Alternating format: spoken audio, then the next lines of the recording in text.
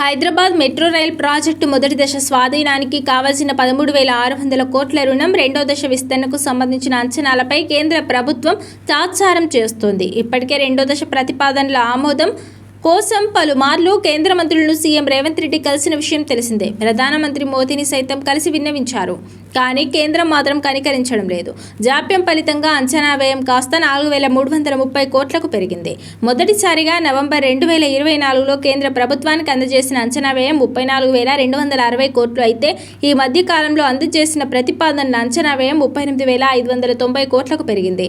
కేంద్ర ప్రభుత్వం జాప్యం చేస్తుంటే అంచనా వ్యయం పెరగడంతో రాష్ట్ర ప్రభుత్వం భారం పడుతుందని పలువురు ఇంజనీరింగ్ నిపుణులు అభిప్రాయం వ్యక్తం చేస్తున్నారు. హైదరాబాద్ మెట్రో రైలు రెండో దశకు సంబంధించిన డిపిఆర్లను రాష్ట్ర ప్రభుత్వం కేంద్రానికి పంపింది. హైదరాబాద్ మెట్రో రెండో దశ విస్తరణకు సంబంధించి నాగోల్ నుంచి శంషాబాద్ ఎయిర్పోర్ట్ వరకు రాయదుర్గం, కోకాపేట్, నియాపోలిస్, ఎంజీబీఎస్, చంద్రాయనగుట్ట, మియాపూర్, పటాన్ చెరువు, ఎల్బీ నగర్, హయత్ నగర్, జేబీఎస్ నుంచి మేడ్చల్, జేబీఎస్ నుంచి షామీర్పేట్ మొత్తం 122.6 కిలోమీటర్ల విస్తరణకు సంబంధించి 2024లో రాష్ట్ర ప్రభుత్వం 34,260 కోట్లతో ప్రతిపాదనలను కేంద్ర ప్రభుత్వానికి అందజేసింది. ఇవే అంచనాలు 2026 జూన్ వరకు వచ్చేసరికి 38,595 కోట్లకు పెరిగింది.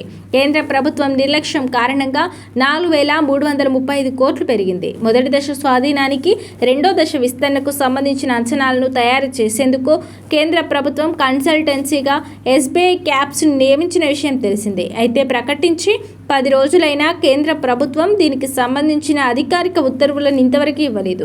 రాష్ట్ర ప్రభుత్వం మాత్రం తమ ప్రతినిధిని ఇప్పటికే నియమించింది. త్వరగా కన్సల్టెన్సీకి సంబంధించిన ఉత్తర్వులు జారీ చేస్తే మెట్రో రైలు ప్రాజెక్టు అసెస్మెంట్ 6 నెలల్లో పూర్తయ్యే అవకాశం ఉందని అధికారులు చెబుతున్నారు.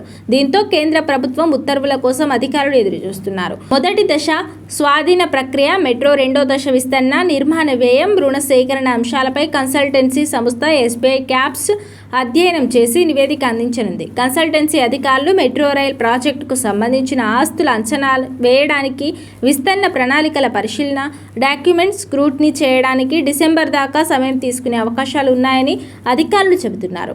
కాగా మెట్రో రైల్ ప్రతిపాదనల గురించి చర్చించడానికి సీఎం రేవంత్ మంగళవారం మరోసారి కేంద్ర మంత్రులను కలిసే అవకాశం ఉందని అధికారులు వెల్లడించారు.